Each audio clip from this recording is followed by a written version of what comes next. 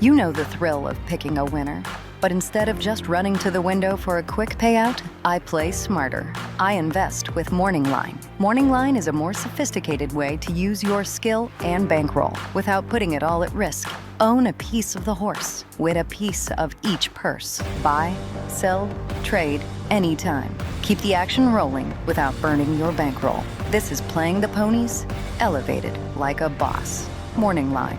Own the game.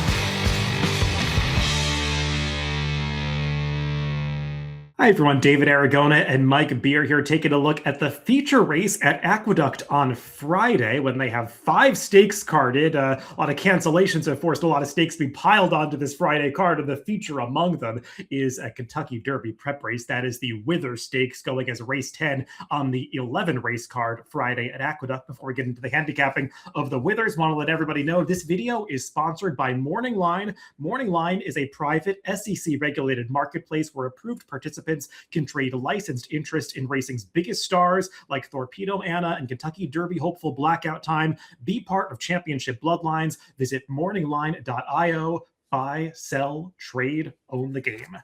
Let's look at the field of 7 that has been re-entered for this Wither Stakes, Mike, because we did record a preview of the Withers, I think, last Thursday, and I think hours later this race was actually canceled and then rescheduled for this Friday. So we'll handicap the Withers once again, and pretty much the same field signed on. There was one horse that was cross-entered last week in the Holy Bull. He obviously ran there, was not entered back. So it's basically the same group of 7 that are back in here. And once again, Chad Brown's got a pretty strong hand with the number 2 Schoolyard Superman and the number 3 Ottinho, likely to vie for favoritism. Yeah, not much has changed since we looked at it last week, David. And it's still, I think the biggest, sort of non-change to it is it's still not that strong a field. Chad Brown does have 2 pretty nice horses in here. We'll see, how well suited one of them is to the longer distance. Both of them have a little bit of talent. And then you have the Pletcher horse on the rail, who seems like he really does want to go this far. And both Chad Brown horses also have some tactical speed. I don't think either one really needs to be on the lead, but we could take a look at the Timeform US pace projector. And the fact that they're drawn inside, Mike, might just force their hand a little bit, especially with the number 2 Schoolyard Superman, who got so brave up front last time contesting that pace.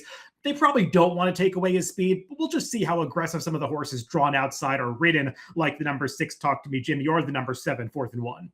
Yeah, exactly. I don't know, what the plans would be with those 2 New York breds to the outside. They both have some speed. I'd be surprised if either one of them was on a send here, but we'll see how they decide to play it. I mean, I think we should, probably also mention the horse right to their inside, Mailata. I mean, that horse has put blinkers on recently against some weaker competition, but has been showing pretty good speed. Let's go through this field from the rail out, beginning with the number 1 Grittiness, who you might have noticed on the pace projector was the only horse that was kind of detached from that clump at the front. So if all those potential speeds do go out at each other in the early stages, that should work for this horse, who probably wants to be taken back and make one late run. The obviously downside with Grittiness is that he hasn't won a race yet. He's still a maiden on the way into this Withers. But Mike, he has been improving steadily. He showed some promise over the summer, had some trouble putting things all together. He ran pretty well behind his stablemate Courting in the 3rd start of his career. That rival is probably one that will attract some support in future Derby prep races. And Grittiness was a good second, closing into a slow pace 2-back. They tried the Remsen last time when he was still a maiden. They put blinkers on for that race. The trip just didn't really work out. He was just so wide around the far turn. That was not going to be a successful trip up for him that day. He tries the 9 furlongs again. They're taking the blinkers off this time. Yeah, I'm looking for the right combination here. I don't really have an issue. Generally, I don't like it when trainers continue to run these horses in stakes races while they're still maidens, but I don't really have an issue with Pletcher doing it with this horse in this race because it just didn't come up that strong. And as far as distance goes, it feels like maybe it could work for him more than it works for just about anybody else in the field. I guess we'll just find out how good he is, David. I don't know. I mean, he ran in 3 really tough maiden races to begin his career, 2 of them sprinting, which I feel like that's not going to be his game anyway. He, as you mentioned, he ran fine behind Courting 2 starts back.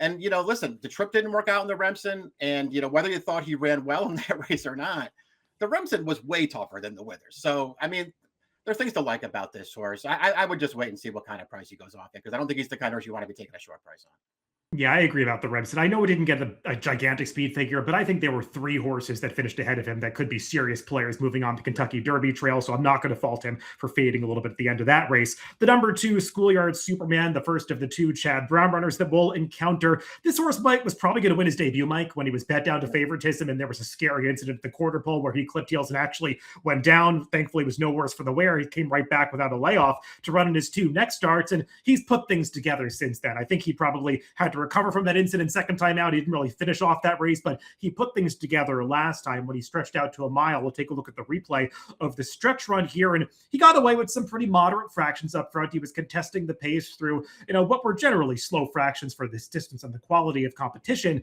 but I did like the way that he spurted away from this field in upper stretch, and he certainly finished like a horse that should be able to get a little bit of added ground. I think the big question, Mike, is whether or not he's going to be able to get this distance if he doesn't get as comfortable up front as he did last time. Exactly. It's a big question. I mean, it's a good looking win, to be sure. I mean, you mentioned the debut, who knows? It seemed like he was probably going to win there, but he went down.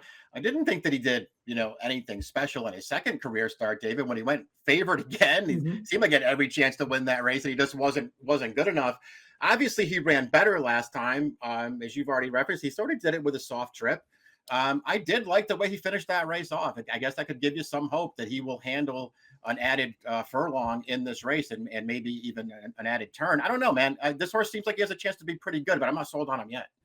His 86 buyer is tops in this field and obviously higher than his main rival, drawn right to his outside, the number 3 Ottinho, the other Chad Brown trainee. He only got an 82 for his maiden score, but at least he did it going the same 9 furlong distance that he'll try in this wither. So at least Ottinho's already proven that he can go this far. We'll take a look at the replay of that maiden win. And Mike, what I liked most about this performance is the very end. You'll see as they come onto the wire here, where it looks like the horse that's ranging up to his outside, who's actually his stablemate Hadrian's Wall, another highly regarded Chad Brown horse, has the momentum to go right by Ottinho, but Ottinho battles back on the inside. He feels the presence of that horse and holds him off gamely all the way to the wire. So you'll like to see that fighting spirit, that he's able to fight for the victory as he steps up into stakes company here. He obviously has plenty of pedigree behind him. He, of course, is the younger half brother to Gun Runner, multiple Grade 1 winner, Horse of the Year, Breeders' Cup Classic winner, and a horse who had no problem getting distance. Yeah, exactly. I mean, that's a really big deal in this race. I mean, it's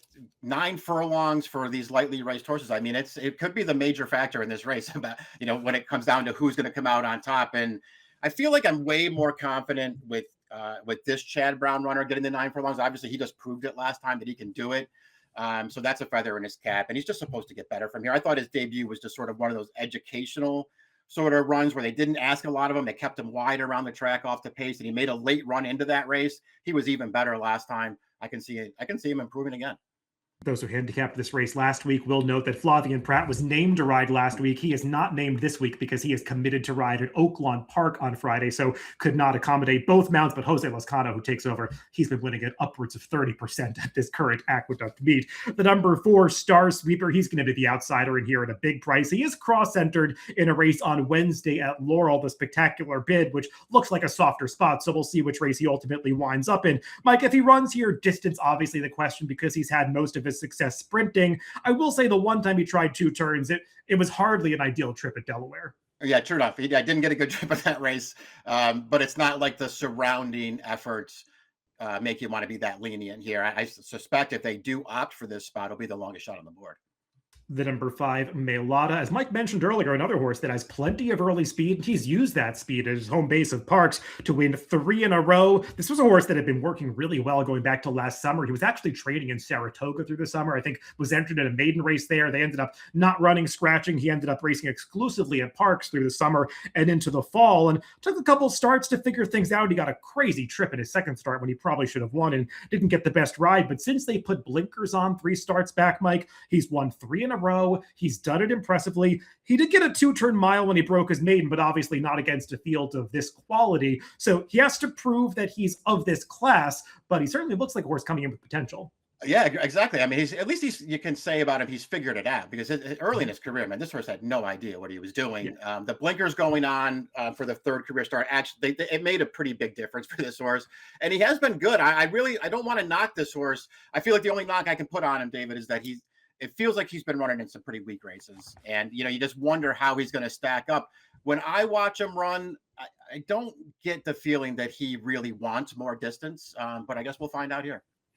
The number 6, Talk to Me Jimmy. He is a horse that took a couple starts, or took one start, I should say, to break his maiden. He ran in an off-the-turf race on debut and stayed on for third there behind a horse Time to Roll, who did come back to subsequently improve a couple starts later. Broke his maiden second time out when they put blinkers on. They got way more aggressive, sending him to the front end. He actually laid down some legitimate fractions and then just drew off impressively, looking like a horse that should want every bit of 2 turns. But Mike, he is going to step up against much tougher competition, facing open company here. So there's a real class question to be answered, but he does strike me as a horse that's going to be okay as far as stamina is concerned. Yeah, I wouldn't worry about that either. But I would worry about competition. I would also just say, listen, a nice move forward for this horse last time, and I do like the aggressive tactics that Franco employed with him, because I think it worked for them. But once he, used this horse to make the lead, this horse got absolutely loose in that race, and that's not going to happen in here.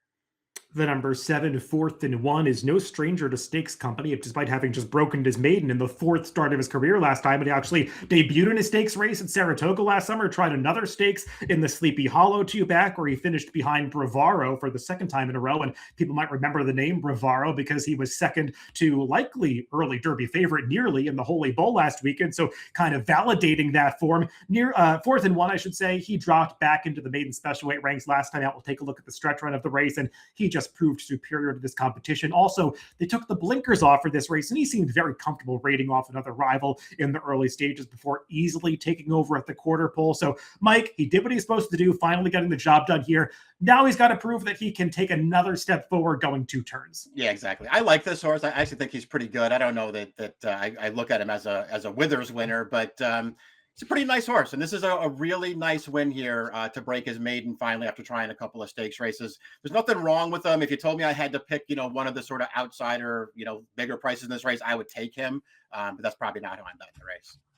Let's go to our picks for this Withers on Friday at Aqueduct. And Mike, obviously these 2 Chad Brown runners are going to be tough. I see you put them 1-2 in here. I originally had Ottinho on top when we handicapped this race last week. So I was thinking about it again since they redrew it this week. The number 1, Grittiness, a horse I considered last week. He drew a little better. Supposed to get pace to close into. I've been a fan of him, so I'll put him on top here. It's going to be a better price, but I agree. I do think the number 3, Ottinho, is going to be tough. Yeah, I'm just not going to go against him here, David. I get your thinking with Grittiness, though, because it does feel like he's probably going to be a fair price in here too, right? He's going to be the 3rd choice, so I can see it. I ultimately couldn't get there. I didn't really change anything from last week. I think it's a good spot for Ottinho. I'm going to put him on top. 3-2-1-5 for Mike and 1-3-2-6 for me in the Withers on Friday at Aqueduct, offering 20 Kentucky Derby qualifying points to the winner. Good luck if you're playing the races later this week.